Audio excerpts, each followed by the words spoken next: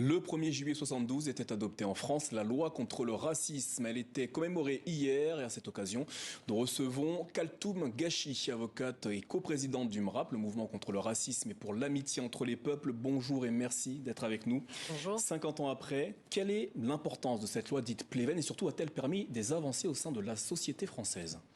Alors, cette loi, effectivement, a eu 50 ans hier. Elle a nécessairement permis des avancées puisque depuis cette loi, il est acquis que le racisme n'est pas une opinion et constitue un délit.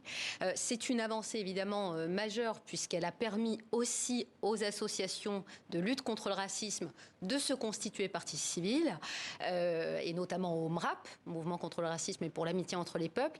Je suis particulièrement heureuse aujourd'hui que vous ayez invité le MRAP dans ce journal puisque c'est notre association qui est à l'origine de l'adoption à l'unanimité de cette loi qui nous est précieuse et qui est précieuse. Alors justement, l'an dernier, Éric Zemmour, un candidat à la présidentielle en France, souhaitait abolir les lois contre les injures et actes racistes. Faut-il renforcer et pérenniser la loi de 72 ? Alors il est vrai que rien n'est acquis. Il suffit de regarder à l'étranger pour le constater, malheureusement. Il faudrait doter effectivement cette loi de 72 d'un statut particulier qui puisse la protéger contre de tels assauts et des initiatives qui seraient évidemment préjudiciables non seulement à la lutte contre le racisme, mais aussi à l'égalité de tous. La loi Pleven, la loi Guesso sont aujourd'hui actées, elles vivent aujourd'hui dans la société française. Cependant, 89 députés du Rassemblement national ont fait leur entrée à l'Assemblée nationale à la suite des élections législatives. Êtes-vous inquiète du fait que ces élus d'extrême droite puissent siéger au cœur d'une des institutions où on fait les lois en France ? Il est évident que cette explosion du Rassemblement national et de la banalisation des idées d'extrême droite ne peut que nous inquiéter, nous qui militons dans ces associations de lutte contre le racisme.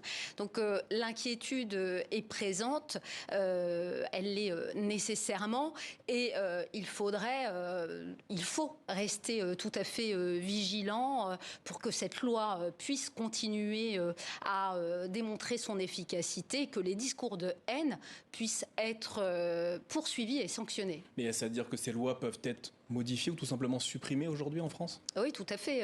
Vous l'avez rappelé. Certains ont préconisé l'abrogation de cette loi précisément de 72. Un candidat à la présidentielle en particulier avait intégré cela à son programme.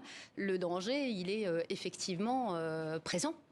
Selon les chiffres émis par les services de statistiques du ministère de l'Intérieur et publiés en mars dernier, le nombre de crimes et délits à caractère raciste a connu une hausse de 13% entre 2019 et 2021.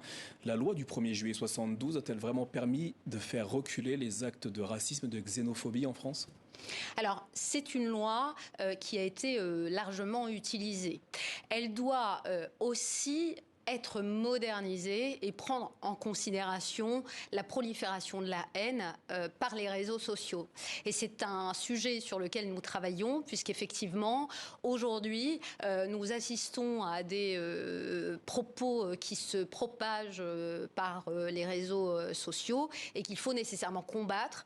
La lutte n'est pas suffisamment efficace de ce point de vue et il importe de renforcer ce dispositif. De quelle façon, justement, Alors, on pourrait lui conférer un statut particulier, on pourrait mettre en place, et c'est ce que nous faisons, des accords avec Twitter, avec les réseaux sociaux, de manière à ce que certains propos puissent Vous avez obtenu des résultats jusqu'ici ? Alors, nous avons obtenu une décision qui permet un meilleur contrôle des propos qui se propagent sur Internet, mais il faudrait aller encore plus loin, parce que on le voit, et cette surreprésentation du Rassemblement national à l'Assemblée nous le démontre, il faut qu'on aille nécessairement beaucoup plus loin.